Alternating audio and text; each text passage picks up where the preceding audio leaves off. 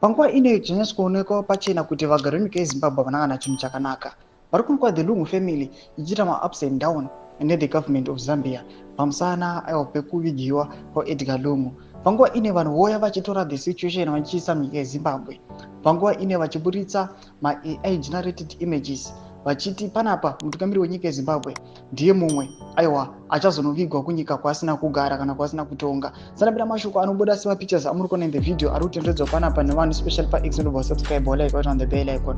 Timina pa-Indo African Pride yamuri kuona posta this picture yamuri kuona ari in the video vachiti ngaziende very soon you'll be buried in Zambia and replace Lungu.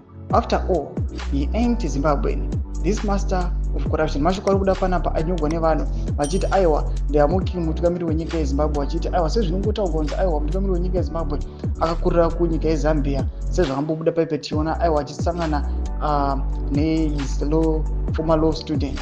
Panguva ine vanhu vachiti aiwa mutungamiri wenyika yeZimbabwe is not a Zimbabwean ndoku Zambia. Panguva ine vobuda vachigenerata ma-images vachiti soon you will replace Edgar Lungu.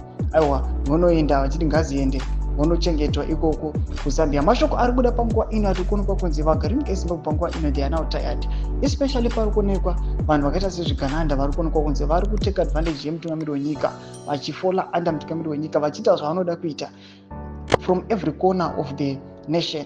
Panguva ine vari kuonekwa kunzi vari kutetena maresources enyika kumaminerals kwese. Izvo zvigananda ndozvakaonekwa kunzi zviri kuita vachingoshandisa zita remutungamiri wenyika. Mashoko ari kuda panguva ine ari kunyatso kuonekwa kunzi vanhu vanokuonekwa kunzi havana kana malinks in the ruling party ZANU-PF. Aiwa panguva ino hapana kana chavari kumbogaina, hapana kana advantage yavari kuwana. Zviri kuita kuti vanhu varesiste the regime the ruling party. Tudze pamafungiro enyu muri kudii pamusoro pechitiko ichi. Vapinda kume section medu dzemafungiro enyu, musawana subscribe like, wachiri on the bell icon.